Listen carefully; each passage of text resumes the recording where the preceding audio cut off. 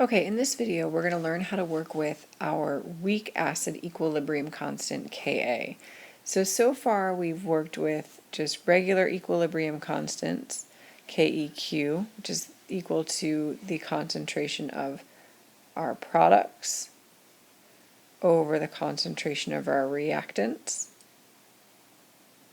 We've also worked with our Kw, which is also equal to our products over reactants, but it simplifies down to H plus concentration times OH minus concentration and equals 1 times 10 to the negative 14. And now, with our Ka, we're going to work with our equilibrium constant for a weak acid. So the equilibrium equation we're going to use is HA plus H2O, and since it's a weak acid, we're going to have a double arrow, to H3O plus hydronium plus A minus. In this case, our HA equals a weak acid. And we can use our Ka to help us find our H plus concentrations. Because if this was a strong acid, we know that our H plus concentration would be equal to the original concentration of our strong acid. But since we have a weak acid, we can't make an assumption because not 100% of the weak acid is going to dissociate. So we need to use Ka to determine our H plus concentration, our hydrogen ion concentration. And because we're going to have many different types of acids, our Ka isn't always going to be the same quantity like our Kw. Our water equilibrium constant is always 1 times 10 to the negative 14 because it always deals with water. Our Ka is going to deal with a variety of weak acids. So to write our equilibrium constant for the equation above, it's going to be Ka equals the concentration of our products, so hydronium times our A, divided by, so our products divided by our reactants, so concentration of HA. Remember, we don't include water because it's a liquid, so that's omitted from the equation. The other way we can write this is using the equilibrium equation HA, and we can put the H2O over our arrows, so we're left with H plus A minus.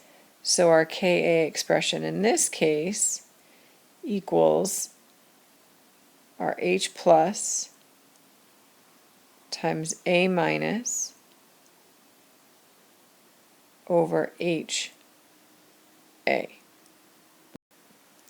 But the further good news is that we can make this even simpler because my H and my A are going to exist in the same ratios. So we can actually simplify this down to Ka equals H plus squared divided by HA. And this is going to be the equation that you're going to use for all of your Ka. It'll just make your life that much easier. So let's take a look at how we are going to apply this formula quantitatively. Okay, so for this problem we have a solution of HClO was originally 0.5 molar. When the solution is at equilibrium, the concentration of H3O, or hydronium, is 9.5 times 10 to the negative 5th molar. What is the Ka value? So what we have is HClO plus H2O, and notice our HClO is a weak acid, is going to H3O, our hydronium, plus ClO. So in this case, this is our H, our A, plus our water, to our H3O or H plus. It's the same, it represents the same thing, it's just different ways of representing it. H3O or H plus. The H3O shows that the hydrogen ion is actually bonding with water, where the H plus just represents the hydrogen ion that was lost from our acid. So H plus plus, our ClO is actually our A minus. Let's fix that. It should be plus, that should be minus. So now how we plug this in, our Ka is equal to our H plus squared concentration. So our H plus is right here, our H3O, and that concentration is equal to 9.5 times 10 to the negative fifth squared divided by our HA concentration, which is our concentration of our HClO. So our HClO concentration is 0.5. Now we can just do the math, and our 9.5 times 10 to the negative 5 squared is actually equal to 9.025 times 10 to the negative ninth divided by 0.5. So my Ka is equal to 1.805 times 10 to the negative 8. And that's how you find your Ka. So I should mention the other thing you need to know about Ka is that the larger the Ka,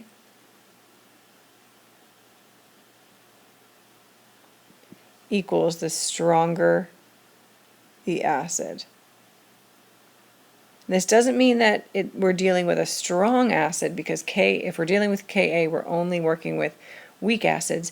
It just means that our acid is relatively stronger. The larger the Ka means the more dissociation we're going to have, which means our numerator is going to be bigger, which means our Ka value is going to get larger. So the larger the Ka, the stronger the acid. The smaller the Ka, the weaker the acid. So let's look at one more example of how we can use Ka.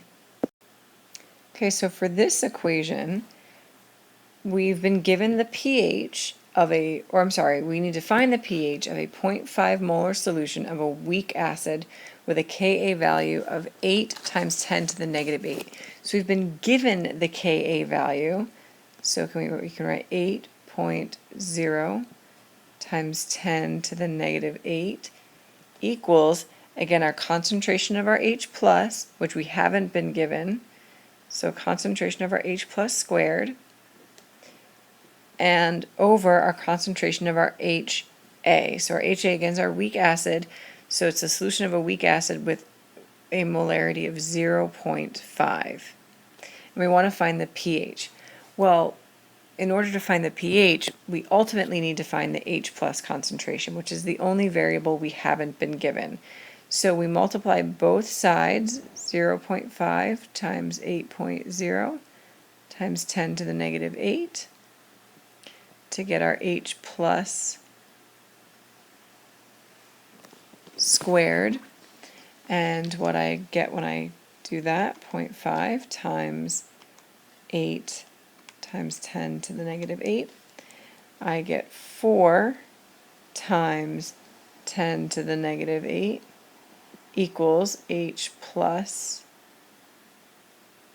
squared. Now I can just take the square root of both sides, and I get 2 times 10 to the negative 4 equals my H plus concentration. Well, that's a step in the right direction, but they've asked for the pH value, so I need to use my H plus concentration to get my pH. My pH is equal to the negative log of my H plus concentration. So it's equal to the negative log of 2 times 10 to the negative 4. And when I plug that in, I get a pH of 3.7. And it's below 7, so it definitely is an acid.